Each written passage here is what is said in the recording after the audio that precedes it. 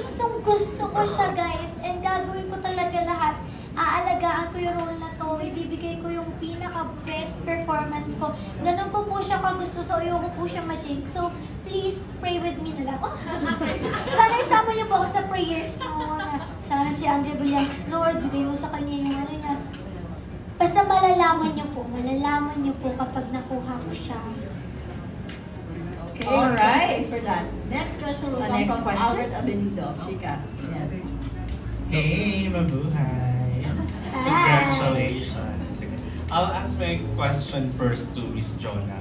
So, di ba earlier you mentioned na technically hindi pa talaga expired yung contract ni Blythe. So, what drove you to renew the contract earlier? And like, sabi mas mahaba, so parang ilan ba to, parang 5 years ba to? Yes, so actually hindi pa. We just launched her last May. And doon mo makikita yung what you call this, kasi as a brand owner, you will see if your influencers, celebrity, KOLs are very effective. And nung pagka-launch namin kay Blythe, we saw that nagkaroon ng huge impact with our brand.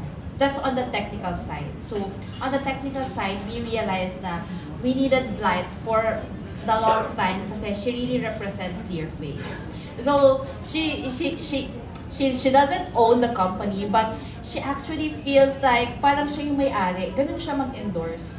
And you will really feel kasi the authenticity of Andrea. Hindi lang siya nag-endorse dahil may bayad or something. I-endorse niya isang bagay kasi mahal na yung bagay na yun. And she really values talaga the partnership that we have. And to answer the question, bakit kailangan natin i-renew si Andrea? Eh, kaka-launch pa lang natin sa kanya.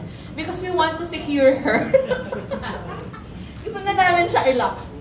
Like, sa amin ka na for this year. Sa amin ka na. Kasi, ano talaga, we really love Andrea. And we really support her to every projects that she actually doing and will do in the future.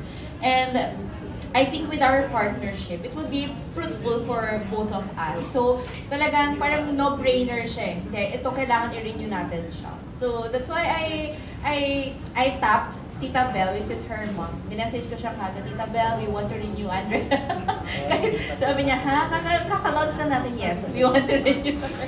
So, yeah. So, you will see the value of a celebrity, kung ano yung dinideliver niya talaga sa table. And that's actually on the technical side on why brands actually secure long-term partnership with celebrities. That's the reason why. And for the personal side naman, since I really love Andrea. So kahit hindi pa siya nag-endorse sa amin, love ko siya. Tapos love ko rin si Bea, love ko rin si Danica. Yung circle of friends kasi nila, kung hindi niya natatanong, si Bea kasi, hindi niya ina-endorse yung Clearface, pero iniinom niya. And then one day, she just posted it in TikTok. And then, hindi pa siya ganun kasikat na time, talaga nagpo-post lang siya. And, you know, this circle talaga, si Danica din. Si Danica, kung hindi niyo nalalaman, isa siya sa mga model namin before for Skin Potion. Yung Skin Potions kasi was our first brand and model namin siya before. So there's actually a history before namin sila nakuha na endorsers and partners. So yeah, that's actually, parang sa akin kasi kung hindi mo mahal yung tao or yung endorser, hindi mo siya i-renew. Kahit na ano pa yung value na binibigay niya sa'yo, if you don't work together fruitfully, hindi magiging okay yung partnership. So, I really value Andrea for, you know, letting us to be part of her family. So, yeah, thank you, Andrea. Thank you so much po, Miss Jonah. Kanina po kinikilig. Thank you po. So, ilang years yung pag-lock mo kay Andrea?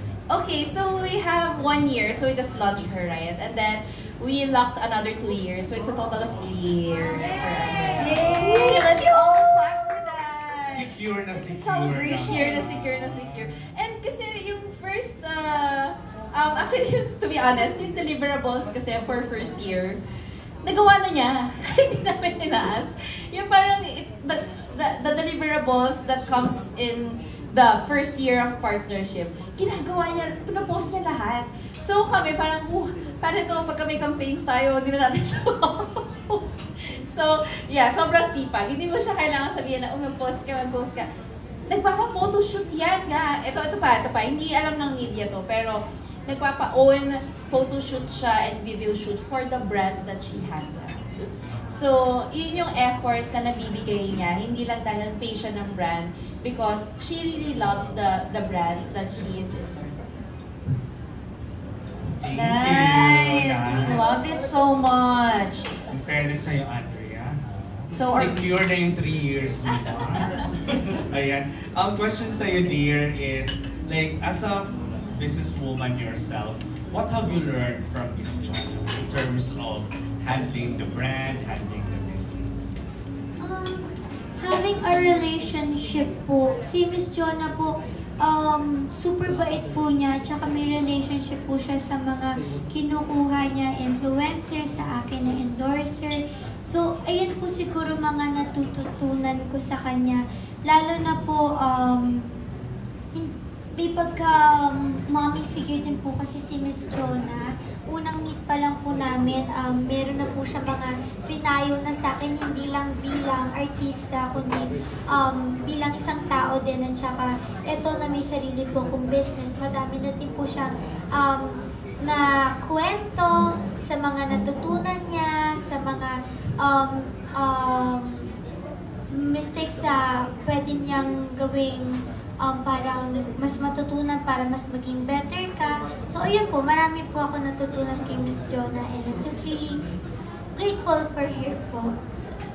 And last na lang, Jonah made mention of your barkada, yung ABCD Girls. Marami nang nakakamiss you doing content with them. What's next for your barkada? Ano po kasi, ang hirap lang ngayon. Parehas po kaming tatlong mga busy. Kasi sa ginagawa ko pong show, tapos may photoshoots. Si Bea, meron din po siyang mga pinaghahandaan. Si Danica din po may pinaghahandaan. Pero tinatry pa rin namin yung best namin na magkita-kita. Ngayon, ang pinagkakaabalahan po namin is mag-book ng flights. Yun po, kasi syempre, grabe din po kami mag-work. Apakasipag din po talaga ng mga friends ko na yun. Magkakaiba po kami ng mga talagang paths sa life, pero iisa yung in common kami, parehas po kami masisipag. So, parang deserve po namin magkaroon ng out of the country girls trip.